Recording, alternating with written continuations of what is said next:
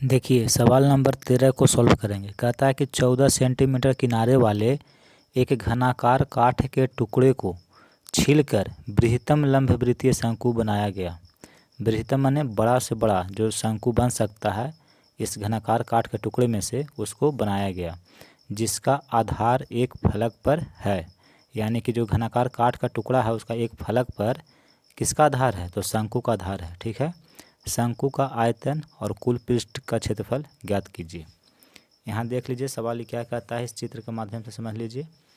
जैसे देखिए ये जो आप देख रहे हैं ये एक घनाकार, ठीक है, घनाकार काठ के टुकड़ा है। ये जो आप देख रहे हैं घनाकार काठ का टुकड़ा है और इसको छील करके एक बृहत्तम शंकु बनाया गया है। तो बृहत्तम शंकु बनाने के लिए जो शंकु का व्यास होगा वो इस घन के किनारे के बराबर होगा। ठीक है, जो भी घन का किनारा होगा उतना ही शंकु का व्यास होगा। और शंकु की ऊंचाई जितना, ये जो घन देख रहे हैं घन की जो ऊंचाई है वही ऊंचाई शंकु की भी होगी। ठीक है, तभी बृहत्तम बनेगा, बृहत्तम ना बड़ा से बड़ा बनेगा। तो ये है ऊंचाई और ये है व्यास।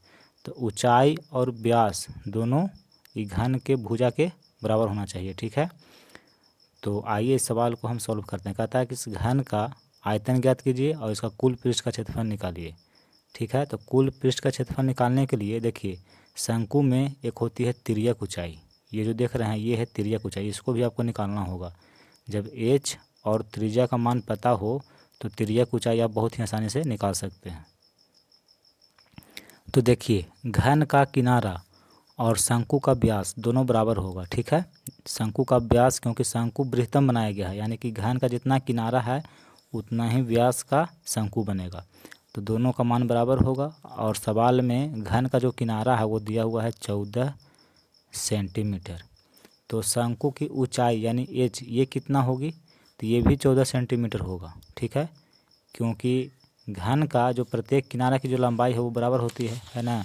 तो जब 14 सेंटीमीटर यानी कि ऊंचाई भी 14 सेंटीमीटर, तो शंकु की ऊंचाई भी 14 सेंटीमीटर होगी। ठीक है, शंकु की त्रिज्या कितनी होगी, तो जब व्यास शंकु का 14 सेंटीमीटर है तो त्रिज्या तो आधी व्यास की यानी कि 7 सेंटीमीटर।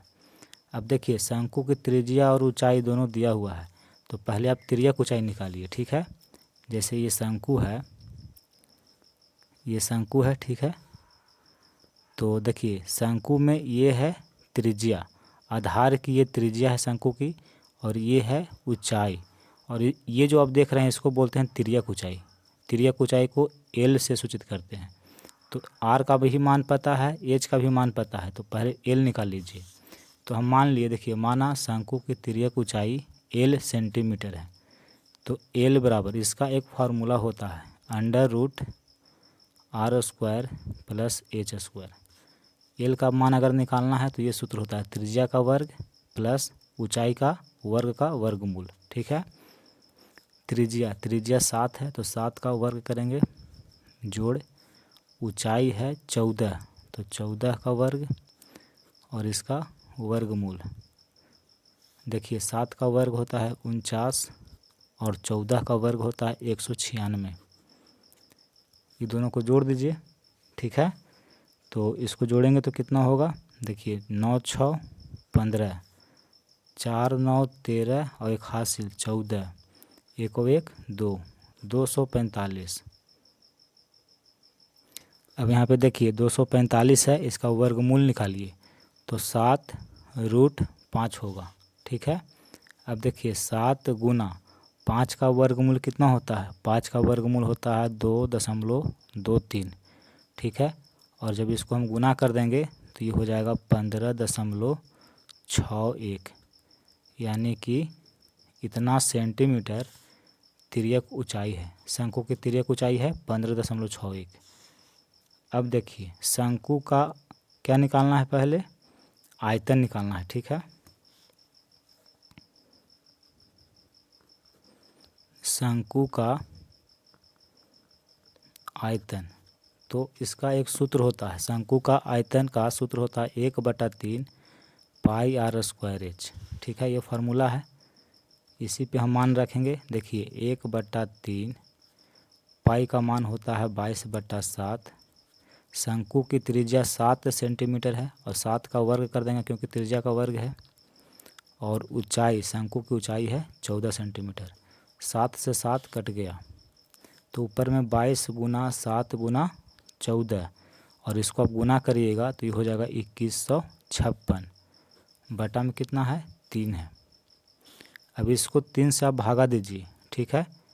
तो इसको पूर्णांक में लिखा हुआ है, ठीक है। आप इसको इतना भी लिख देंगे तो आंसर हो जाएगा, इतना घन सेंटीमीटर लिख करके छोड़ देंगे तो ये आपका उत्तर हो जाएगा। लेकिन उत्तर जो है पूर्णांक में दिया हुआ है, तो कोई बात नहीं है, इसको आप भागा दे करके देख लीजिए कि पूर्णांक में कितना आएगा।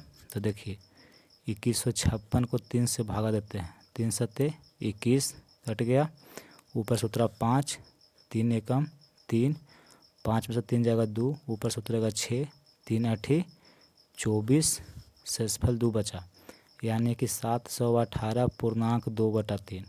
718 को यहाँ लिखते हैं, शेषफल को यहाँ पे लिखते हैं और इसको यहाँ पे लिखते हैं, तो ये आपका आंसर होगा, इतना घन सेंटीमीटर। ठीक है, ये भी लिखिएगा तो ये भी आपका आंसर है, गलत नहीं है, लेकिन पूर्णांक में आंसर दिया हुआ है तो पूर्णांक में लिख दिए। फिर कहता है कि शंकु का कुल पृष्ठीय क्षेत्रफल निकालिए। शंकु का कुल पृष्ठ का क्षेत्रफल, तो शंकु का कुल पृष्ठ का क्षेत्रफल यानी कि ये जो वक्र पृष्ठ है इसका क्षेत्रफल और ये जो आधार है इसका क्षेत्रफल, यही होता है पूर्ण पृष्ठ का क्षेत्रफल। तो इसका एक फार्मूला होता है pi r into l plus r. ठीक है, आर क्या है तो शंकु की त्रिज्या और एल क्या है तो शंकु की तिर्यक ऊंचाई है। देखिए इसीलिए सबसे पहले हम तिर्यक ऊंचाई निकाल लिए, क्योंकि जब पूर्ण पृष्ठ का क्षेत्रफल कहेगा निकालने के लिए शंकु का, तो उसमें आपको तिर्यक जो ऊंचाई है उसकी आवश्यकता होती है। ठीक है, तो जब भी आपको शंकु का कुल पृष्ठ का क्षेत्रफल निकालना हो तो आपको तिर्यक ऊंचाई निकालना पड़ेगा। अगर दिया हुआ है तो अच्छी बात है, अगर नहीं दिया हुआ है, सिर्फ त्रिज्या और ऊंचाई दिया हुआ है, तो आपको तिर्यक ऊंचाई निकालना पड़ेगा। इसीलिए हम पहले ही निकाल लिए। तो देखिए पाई का मान कितना होता है 22/7। त्रिज्या का मान कितना है 7 सेंटीमीटर। शंकु की त्रिज्या देखिए 7 सेंटीमीटर है। तिर्यक ऊंचाई निकाल के लाए हैं 15.61, देखिए यहाँ पे। फिर है त्रिज्या है 7, 7 से 7 कट गया, 22 गुना 15.61 जोड़ 7, जब इसको जोड़िएगा तो 15 और 7 22.61। ठीक है, अब आप इसको गुना कर दीजिए। जब आप इसको गुना करेंगे तो गुणनफल आएगा 497.42। तो इतना वर्ग सेंटीमीटर क्षेत्रफल होगा कुल पृष्ठ का, ये आपका उत्तर है। लेकिन किताब में आपको दिया हुआ है 495 वर्ग सेंटीमीटर लगभग। ठीक है, तो लगभग में लिख दिया है तो ये भी उत्तर सही है, लेकिन ये गलत है। सही उत्तर आपका ये है। ठीक है, तो जो किताब में दिया हुआ है उस पर आपको नहीं चलना है, जो सही आपका सॉल्यूशन है उस पर चलना है। तो जब हम सॉल्व किए तो 497.42 आया है और उत्तर में दिया हुआ है किताब में इतना, तो ये गलत है। लेकिन यहाँ लगभग लिख दिया है तो इसको आप सही भी मान सकते हैं। देखिए सवाल नंबर 14 को सॉल्व करेंगे। कहता है कि 2.4 सेंटीमीटर ऊंचाई और 1.4 सेंटीमीटर व्यास वाले एक ठोस बेलन से उसी ऊंचाई और उसी व्यास वाला एक शंक्वाकार खोल काट लिया जाता है, तो बचे हुए ठोस का कुल पृष्ठ का क्षेत्रफल ज्ञात कीजिए। देख लीजिए यह क्या है, तो एक ठोस बेलन है। ठीक है, और इस ठोस बेलन में से देखिए एक शंक्वाकार खोल है। ठीक है, इसको काट लिया जाता है। जैसे मान लीजिए कि अगर ये लकड़ी का है, जो ये बेलन का आप देख रहे हैं ठोस, और इसमें से इस शंकु आकार का अंदर से जितना भी लकड़ी का मटेरियल हो काट के निकाल लिया जाता है, तो ये अंदर से क्या हो जाएगा, इतना खोल हो जाएगा शंकु के जैसा। ठोस का कुल पृष्ठ का क्षेत्रफल ज्ञात कीजिए। जैसे ये ठोस देखिए बाहर से इतना देखने में दिखाई दे रहा है, ऊपर से इतना दिखाई दे रहा है, और अंदर से भी होगा जब इसको काट के निकाले होंगे तो उसी ठोस का कुल पृष्ठ का क्षेत्रफल ज्ञात करना है। और देखिए सवाल में कहता है कि 2.4 सेंटीमीटर ऊंचाई, यानी कि बेलन की ऊंचाई और शंकु की ऊंचाई दोनों बराबर है। बेलन का व्यास देखिए यहाँ पे 1.4 सेंटीमीटर व्यास वाले ठोस बेलन, यानी कि बेलन की जो व्यास है वही व्यास शंकु का भी है। तो आइए सवाल को हम सॉल्व करते हैं। देखिए हमको निकालना है बेलन की त्रिज्या, ठीक है। बेलन की जो त्रिज्या होगी वही त्रिज्या शंकु की भी होगी, ठीक है। और बेलन का व्यास दिया हुआ है 1.4 सेंटीमीटर।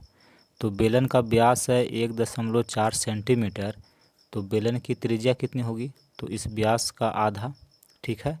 1.4 को अगर हम 2 से काट देते हैं तो ये हो जाएगा 0.7, इतना सेंटीमीटर। सवाल कहता है कि 1.4 सेंटीमीटर व्यास वाले एक ठोस बेलन, तो बेलन का व्यास दिया हुआ है 1.4 सेंटीमीटर, और कहता है कि शंकु का भी व्यास इतना ही है। तो जब दोनों का व्यास 1.4 सेंटीमीटर है तो दोनों की त्रिज्या इस व्यास की आधी हो जाएगी, यानी कि 0.7 सेंटीमीटर। तो बेलन की त्रिज्या और शंकु की त्रिज्या दोनों की त्रिज्या बराबर होगी, जो कि 0.7 सेंटीमीटर होगा। फिर देखिए बेलन की ऊंचाई और शंकु की ऊंचाई, दोनों की ऊंचाई क्या है, बराबर है, और ये सवाल में आपको दिया हुआ है 2.4 सेंटीमीटर, ठीक है। तो सबसे पहले हम शंकु की तिर्यक ऊंचाई निकाल लेते हैं। शंकु की त्रिज्या भी है, शंकु की ऊंचाई भी है, आर एच दोनों दिया हुआ है, तो एल निकालना होगा। तो हम मान लिए हैं कि माना शंकु की तिर्यक ऊंचाई एल सेंटीमीटर है, ठीक है, क्योंकि सेंटीमीटर में है। तिर्यक ऊंचाई क्या होती है पहले इसको समझिए। देखिए ये शंकु है, तो शंकु में यहाँ से लेके यहाँ तक ये आधार की त्रिज्या है, शंकु की ये ऊंचाई है एच, और ये जो आप देख रहे हैं साइड, इसी को बोलते हैं तिर्यक ऊंचाई। तो इसको निकालना ज़रूरी है एल का मान, ठीक है। तो एल बराबर इसका एक फार्मूला होता है कि √r² प्लस h², ठीक है। ये होता है एल बराबर सूत्र। देखिए आर त्रिज्या का मान 0.7 सेंटीमीटर है, तो इसका वर्ग करेंगे, और ऊंचाई है 2.4, तो इसका वर्ग करेंगे, फिर इसका वर्गमूल निकाल देंगे। यहाँ देखिए 0.7 है, इसका वर्ग हम करेंगे तो कितना होगा, ये हो जाएगा 0.49। आप गुना करके देख लीजिएगा, 0.7 को 0.7 से गुना करिएगा तो 0.49 होगा, जोड़ 2.4 का वर्ग है, तो जब इसका वर्ग करेंगे तो 5.76 होगा, ठीक है। एल बराबर, फिर इसको जोड़िए, तो ये दोनों को जोड़ेंगे तो कितना हो जाएगा 6.25, ठीक है। और इसका वर्गमूल, तो इसका वर्गमूल होगा 2.5। देखिए दशमलव का वर्गमूल कैसे निकाला जाता है, अगर ये आपको नहीं पता है तो हम क्लास 8 डॉक्टर केशव सिन्हा का किताब चैप्टर नंबर 3 पढ़ा चुके हैं, उसमें वर्गमूल कैसे बनाया जाता है ये हम आपको सिखा चुके हैं, ठीक है। आप जाके प्लेलिस्ट से वो वीडियो को देख सकते हैं। तो एल का मान 2.5 सेंटीमीटर हुआ, तो एल का मान निकाल लिए। तो देखिए कहता है सवाल कि ठोस का कुल पृष्ठीय क्षेत्रफल ज्ञात कीजिए। तो ठोस का कुल पृष्ठीय क्षेत्रफल निकालने के लिए आपको बेलन का वक्र पृष्ठ का क्षेत्रफल निकालना होगा, जोड़ बेलन के ऊपरी जो वृत्ताकार सतह है उसका क्षेत्रफल, फिर देखिए शंकु का वक्र पृष्ठीय क्षेत्रफल, तीनों का क्षेत्रफल निकाल कर जोड़ना होगा, तब जाके ठोस का कुल पृष्ठीय क्षेत्रफल निकलेगा। बेलन का वक्र पृष्ठ का क्षेत्रफल, इसका फॉर्मूला होता है, ठीक है, 2πr/h, ठीक है, जोड़ फिर कहता है बेलन के ऊपरी जो वृत्ताकार सतह है उसका क्षेत्रफल। यहाँ देखिए बेलन की जो ये ऊपर वाला जो सतह देख रहे हैं कैसा है, वृत्ताकार है, तो इसका भी क्षेत्रफल निकालना होगा। तो वृत्त का क्षेत्रफल होता है πr² प्लस शंकु का वक्र पृष्ठीय क्षेत्रफल, ये जो शंकु का ये जो वक्र पृष्ठ है, ये जो तिरछा जैसा देख रहे हैं, इसका क्षेत्रफल भी निकालना होगा। तो इसका क्षेत्रफल का सूत्र होता है πr/l, शंकु का वक्र पृष्ठ का क्षेत्रफल का फार्मूला πr/l होता है, ठीक है। अब इसमें आप कॉमन ले सकते हैं, देखिए πr इसमें भी है, πr इसमें भी है, πr इसमें भी है, तीनों में है, तो यहाँ पे हम πr को कॉमन कर लिए, तो πr कॉमन हो गया, तो इसमें बचा 2h, जोड़ इसमें πr कॉमन हो गया, तो इसमें 2 गो r है, तो एक r कॉमन हुआ, बाकी एक r बच रहा है, जोड़ पाई आर कॉमन हो गया, एल बचा हुआ है। देखिए पाई का मान होता है 22/7 और त्रिज्या है 0.7। यहाँ देखिए त्रिज्या का मान 0.7 है। तो इसके नीचे एक छिपा हुआ है, दशमलव हटाएंगे, इधर एक अंक है तो 1 0, यानी कि 7/10 हो गया। फिर देखिए 2 गुना एच है 2.4, ठीक है 2.4, दशमलव हटाएंगे, इसके नीचे एक छिपा हुआ रहता है, इधर एक अंक है तो 1 0, प्लस त्रिज्या है 0.7, इसके नीचे एक है, दशमलव हटा के इधर एक अंक तो 1 0 बैठा देंगे, दशमलव हम हटाते हुए चल रहे हैं, ठीक है। प्लस तिर्यक ऊंचाई 2.5 है, 2.5, इसके नीचे एक छिपा हुआ रहता है, दशमलव हटाएंगे, इधर एक अंक तो 1 0। ध्यान से देखिएगा 7 से ये 7 कट गया, तो यहाँ पे देखिए ये दोनों 2 से कट जाएगा, 2 से कट जाएगा 11 बार में, और ये 2 से कट जाएगा 5 बार में, तो 11/5। यहाँ पे देखिए 2 से 10 कट जाएगा 5 बार में, तो 24/5 प्लस 7/10 है, जोड़ देखिए 5 × 25 और 5 दूनी का 10, यानी कि 5/2, 11/5, 5, 10 और 2, इसका लघुत्तम 10 हो जाएगा, ठीक है। तो 10 में 5 से भागा दीजिएगा तो 2, और 2 को 24 से गुना करेंगे तो 48, जोड़ 10 से 10 कट गया एक बार में, 1 को 7 से गुना करेंगे 7, जोड़ 10 को 2 से भाग देंगे 5, 5 को 5 से गुना करेंगे 25, 11/5 गुना, इन सभी को जोड़िए तो 8, 7, 15 और 5 20, हाथ में रहा 2, 4 2 6 और 6 2 8, बटा में है 10, ठीक है। अब देखिए यहाँ से काटेंगे इसको, 16×5 = 80। अब 16 को 11 से गुना कर दीजिए, तो 16 को 11 से गुना करेंगे तो 16 16 6, टोटल हुआ 176। अब बटा में कितना है 10, 176 को 10 से भागा दीजिएगा तो कट जाएगा 17.6 बार में, ठीक है। यानी कि ठोस का कुल पृष्ठीय जो क्षेत्रफल होगा वो 17.6 वर्ग सेंटीमीटर होगा। ये आपका उत्तर हुआ।